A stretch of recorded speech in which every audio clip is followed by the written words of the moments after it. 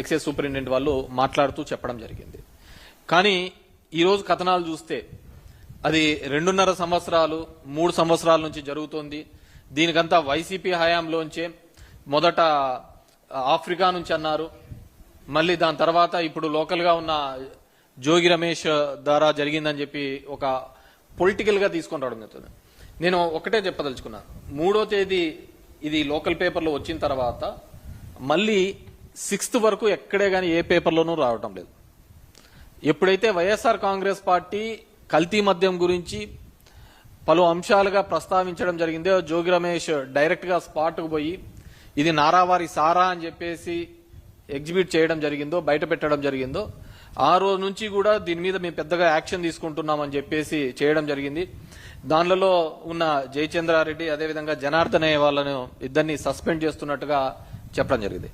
ఈ జనార్దన్ అనే అతను సౌత్ ఆఫ్రికా నుంచి ఒక వీడియో రిలీజ్ చేయడం జరిగింది. ఆ వీడియోలో మనం బాగా చూసాము అంటే, నాకు ఇది సంబంధం లేదు, నాకు ఆరోగ్యం బాగాలేకుండా ఇక్కడికి వచ్చాను అని చెప్పిన అతను ఎంత ధైర్యంగా, ఒకవేళ ఇక్కడ కేసెస్ ఉన్నాయని వితిన్ 2 days ఎంత హుందాగా ఎయిర్పోర్ట్ నుంచి బయటకు వచ్చినాడో మనం చూస్తున్నాం. ఎయిర్పోర్ట్ నుంచి బయటకు వచ్చినారు. అతనికున్న ఈ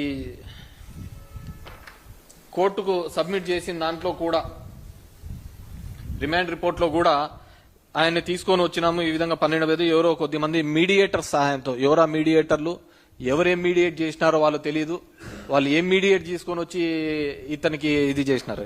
తీసుకొని వచ్చిన తర్వాత ఆయన రాత్రి ఒక వీడియో రిలీజ్ చేస్తాడు, చేతులు కట్టుకొని పక్కన ఎవరో అతనికంతా నేర్పిస్తున్నట్టుగా, ట్యూటరింగ్ చేస్తున్నట్టుగా, అంతే కదా సార్, ఇదే కదా సార్, చెప్తున్నాం కదా సార్, ఈ విధంగా చేశారు. జోగి రమేష్ ఇతను 2.5 సంవత్సరాలుగా మేము వ్యాపారంలో ఉన్నామంట.